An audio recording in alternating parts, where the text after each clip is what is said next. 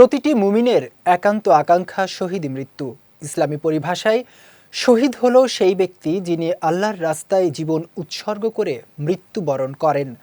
পবিত্র কুরআনে শহীদের মর্যাদা এবং সম্মানের ব্যাপারে বেশ কিছু আয়াত রয়েছে।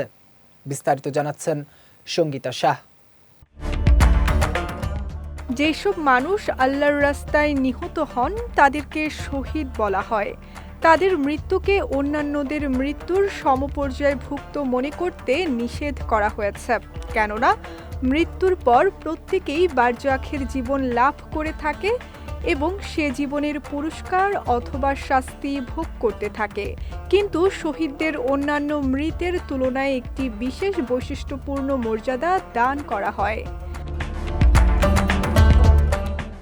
মহান আল্লাহ পবিত্র কোরআনে বলেন, যারা আল্লাহর পথে নিহত হয়েছে তাদেরকে কখনোই মৃত মনে করো না, বরং তারা জীবিত এবং তাদের রবের কাছ থেকে তারা জীবিকাপ্রাপ্ত হয়ে থাকে।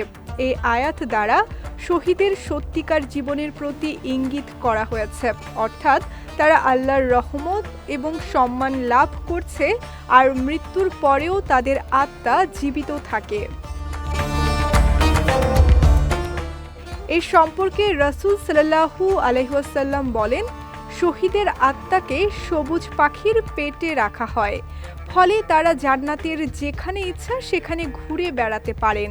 তারপর তারা আরশের নিচে অবস্থিত কিছু ঝাড়বাতির মধ্যে ঢুকে পড়েন।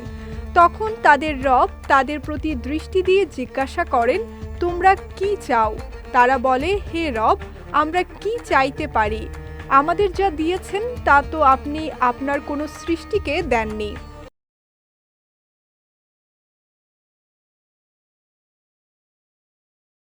এরপরও মহান আল্লাহ তাদের প্রতি দৃষ্টি দিয়ে অনুরূপ প্রশ্ন করেন। যখন শহীদরা বুঝলেন তাদের কিছু চাইতেই হবে, তখন তারা বললেন, আমরা চাই আপনি আমাদের দুনিয়ার জীবনে ফেরত পাঠান, যাতে আমরা পুনরায় আল্লাহর রাস্তায় জিহাদ করে শহীদ হতে পারি। তখন মহান আল্লাহ তাদের বললেন, আমি এটা আগে নির্ধারিত করে নিয়েছি যে এখান থেকে আর ফেরার কোনো সুযোগ নেই। সঙ্গীতা শাহ, বিজয় টিভি নিউজ ডেস্ক।